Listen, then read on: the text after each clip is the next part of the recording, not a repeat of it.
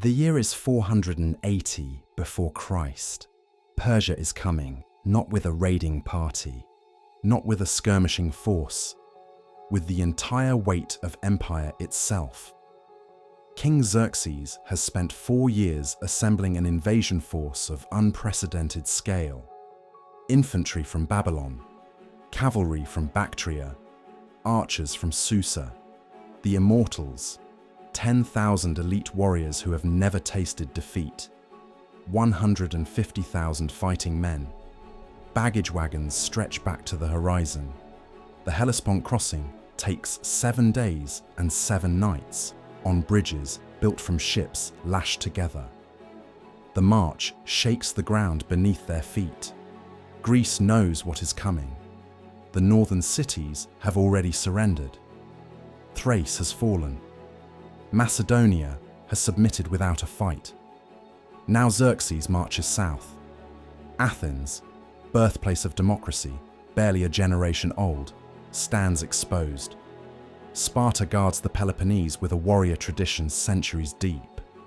Between them lie fractured city-states that have spent more time fighting each other than any foreign threat. Xerxes intends to sweep them into history. The Greek city-states gather at Corinth. 31 cities. They argue. They accuse. Athens wants to fight at sea. Sparta wants to defend the Peloponnese. The alliance holds together like wet parchment. Then King Leonidas of Sparta speaks. He is 60 years old, a warrior since childhood. Trained in the agoge, the brutal Spartan system that turns boys into weapons. His face bears the marks of 30 years in combat. The Persians will come through the north. There is only one place where terrain matters more than numbers. He unfurls a map. Thermopylae, the hot gates. The pass is barely 50 feet wide at its narrowest point, cliffs on one side, the sea on the other. An army of 150,000 would be forced to attack in waves, their numbers meaningless in the confined space. Leonidas's plan is simple. Hold the pass, delay the Persians long enough for the Greek fleet to engage, long enough for Greece to survive. The council agrees, but there is a problem. The Olympic Games are about to begin. Spartan law forbids warfare during sacred times. The ephors will not permit the full army to march. Leonidas makes his choice. I will take my personal guard, 300 men. We will hold until the rest of you can follow. 300 against 150,000. He returns to Sparta and issues a proclamation. He will select 300 warriors, but not the youngest, not the strongest. Only men with living sons. Only men whose bloodlines will continue if they fall. Because King Leonidas of Sparta knows he is marching to his death. The 300 gather at dawn. Veterans in their 30s and 40s. Fathers. Husbands. Men who understand what sacrifice means. They wear red cloaks, bronze helmets that cover their faces until only their eyes remain. Hard eyes that have seen death and learned not to blink. Each carries an 8-foot spear, a short sword, and a shield emblazoned with the Greek lambda. They are the Spartiate elite, the warrior class that has trained every day since age 7 for exactly this kind of battle.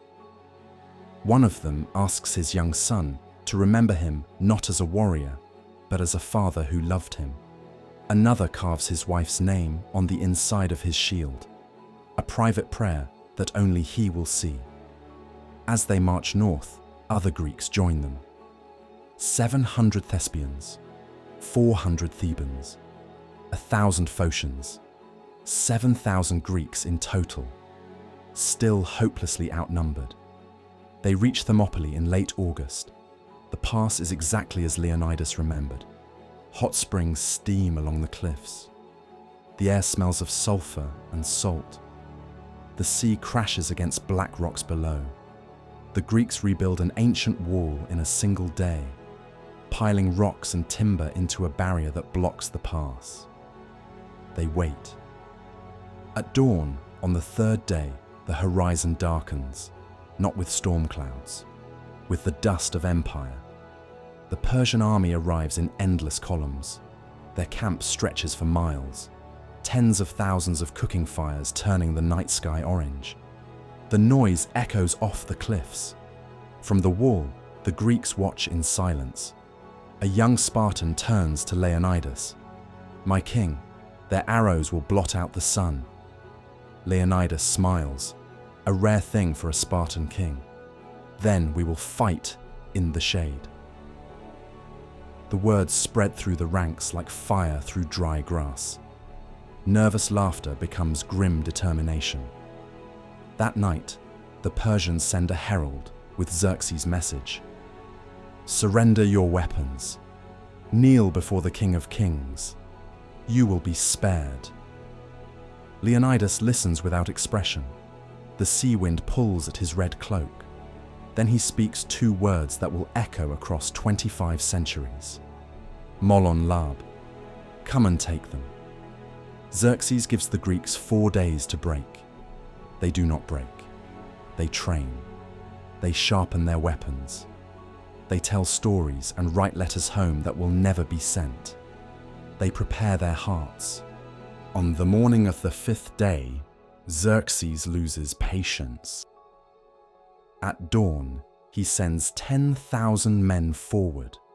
The battle for Thermopylae begins.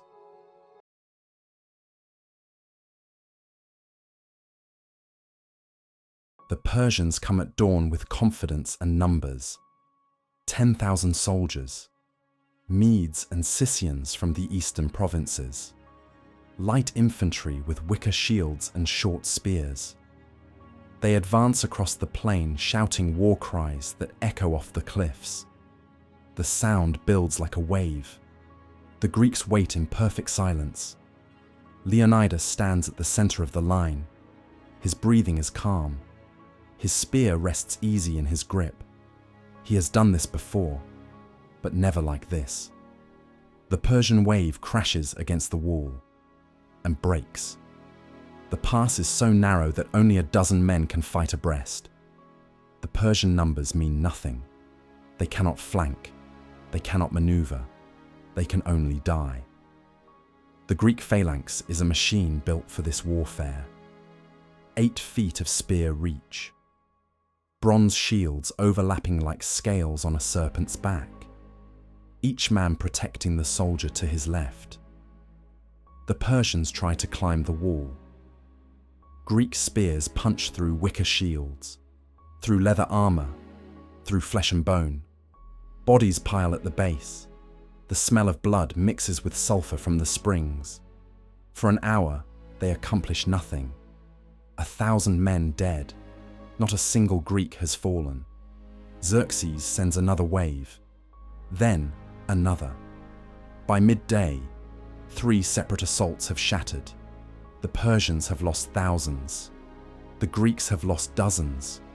The pass is turning into a graveyard. The sun beats down mercilessly. Men drink from water skins with shaking hands. The wounded are dragged behind the wall where Greek physicians work in silence. That afternoon, Xerxes commits his immortals. 10,000 warriors dressed in scale armor and silk robes. They carry spears with silver pomegranates, symbols of eternal life. They have never failed him. They march to the pass in perfect formation. No war cries. The immortals strike hard. Just the rhythm of 10,000 men moving as one. The Greeks brace. They are better trained, better armed. They work together, trying to create openings. But the Spartans are better. They have trained for this their entire lives. When one man's spear breaks, another steps forward. When the line buckles, reserves push from behind. And Leonidas fights like a god of war. His spear moves with mechanical precision. Thrust, withdraw, thrust. Every movement purposeful, every strike lethal. Around him, his 300 match his rhythm. The Spartans do not shout, do not waste breath on war cries. They do their work in silence, combat at arm's length. Shields slam against shields, spears shatter, blood turns the ground to mud. By evening, the immortals withdraw, staggering, bleeding, beaten. They leave 2,000 dead in the pass. That night, the Greeks tend their wounded, perhaps 50 men lost. Leonidas walks among them, speaking to each warrior by name. Because they are winning each hour the pass holds is another hour for the Greek fleet to maneuver. Every day of delay costs Xerxes the myth of Persian invincibility. Around campfires, the Spartans share wine and stories. One veteran tells the others about his farm, the olive trees he planted, the son who tends them now. They do not speak of death. They already know how this ends. Across the pass, Xerxes rages. Then a Greek traitor arrives. His name is Ephialtes, a local shepherd, hunchbacked, bitter, rejected by the Spartan army for his deformities. He comes with information that will change everything. There is another path, a goat trail through the mountains that circles behind the Greek position. Xerxes sends his immortals under cover of darkness. The Greeks have posted the Phocian contingent to guard the mountain path.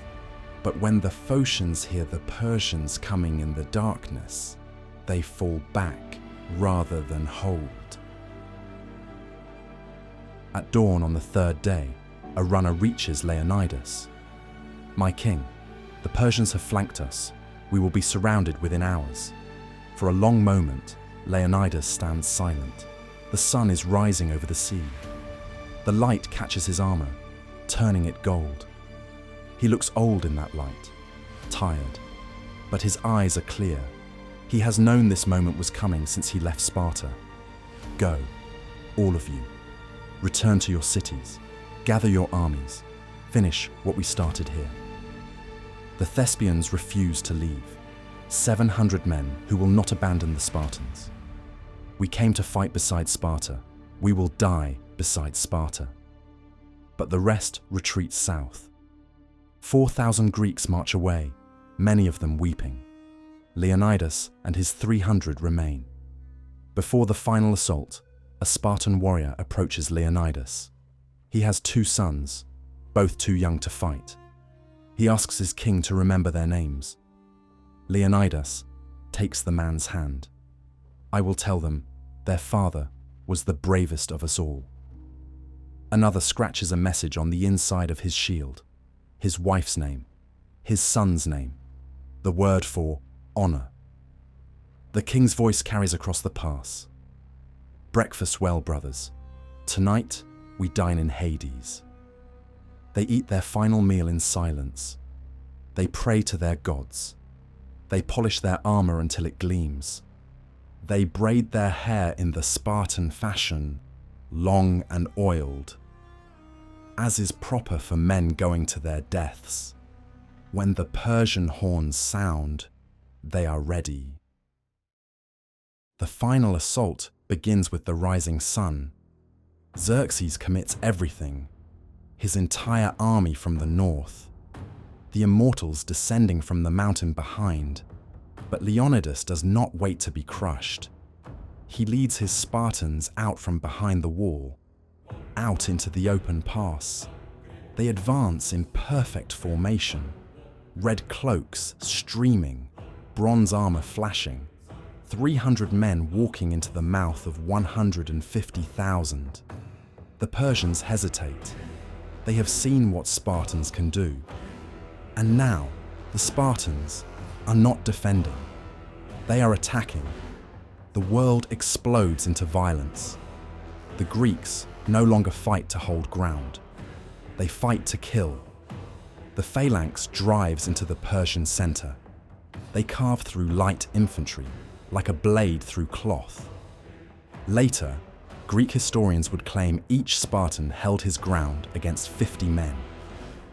Persian accounts would speak of demons in bronze who could not be killed.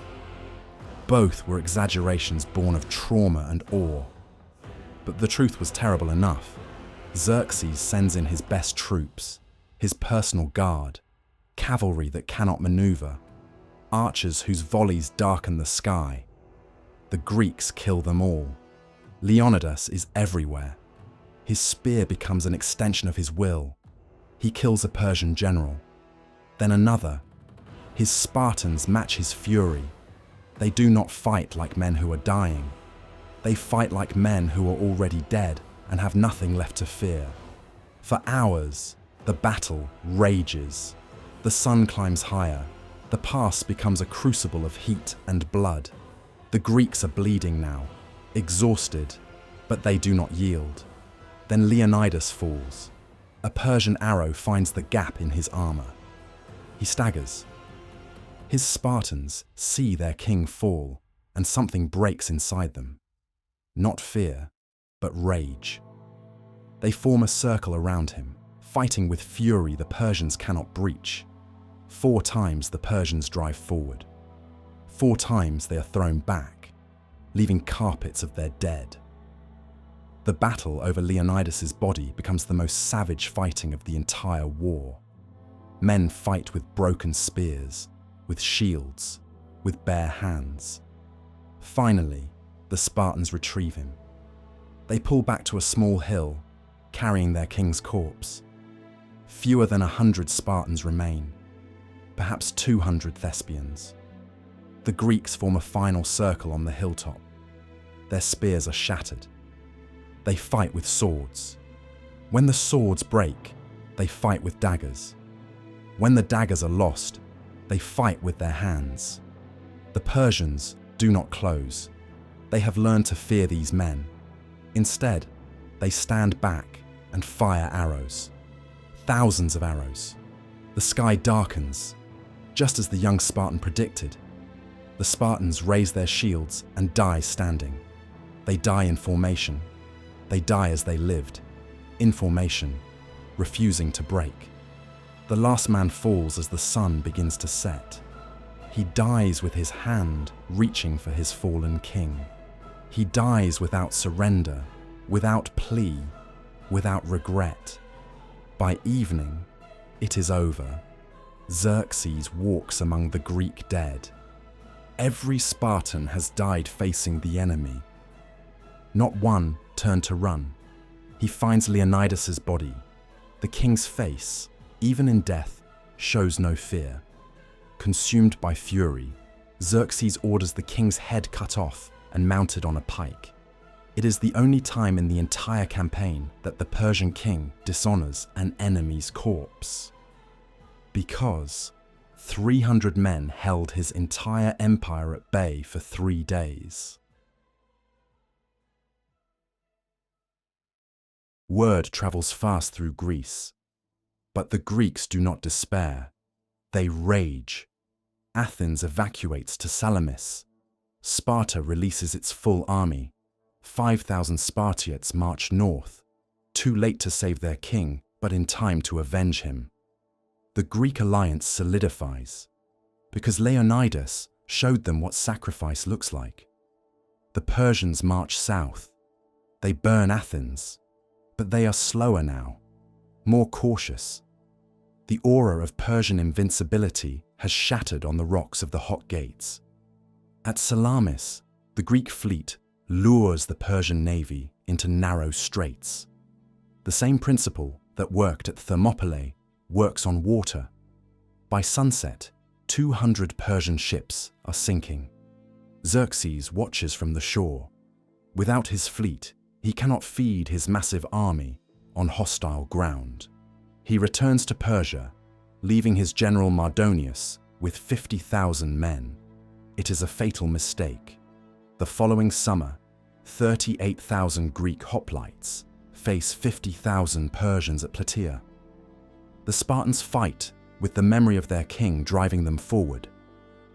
The Persians break. Mardonius is killed.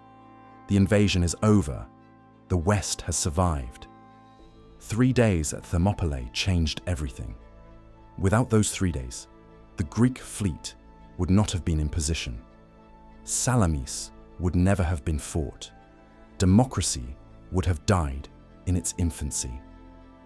Western civilization pivoted on 3 days in a mountain pass, on the refusal of 300 men to accept the inevitable.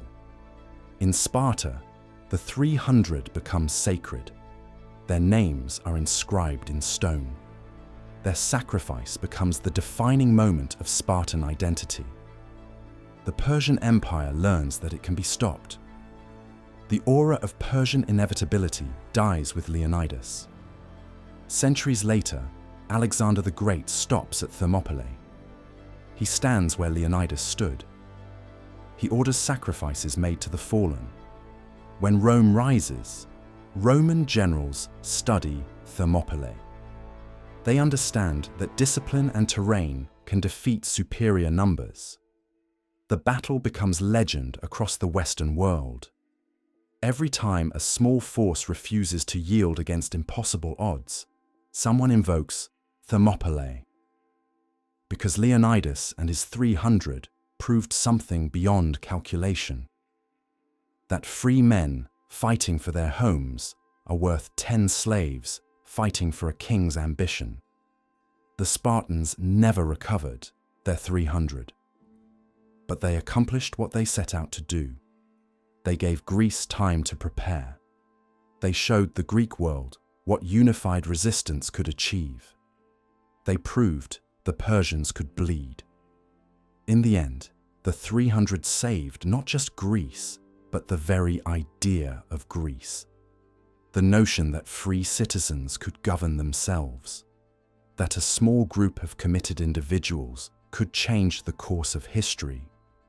Leonidas did not live to see Plataea, but his death made that victory possible. When the Greeks raised his memorial at Thermopylae, they built a simple stone marker. The inscription, written by the poet Simonides, is carved in letters that will outlast empires. Go tell the Spartans, stranger passing by, that here obedient to their laws, we lie. The marker still stands, worn by wind and time. The mountains remain. The sea still crashes against black rocks. But the lesson endures. That 300 men and 3 days can alter the trajectory of human civilization. That courage and resolve can hold back empires when reason says they cannot. Thermopylae, the hot gates where Greece bled but did not break, where free men stood against tyranny and held the line, where Leonidas and his Spartans taught the world that some things are worth dying for, and that dying well, with honor, with purpose, with eyes fixed on something larger than yourself, is its own form of victory. This stand echoed through the centuries. It became part of the soul of Europe. Every generation that followed knew this story, knew that their ancestors inherited a tradition of resistance to tyranny, a legacy forged in blood at a narrow pass where the West made its stand. This was EuropaRise, where the past still rides.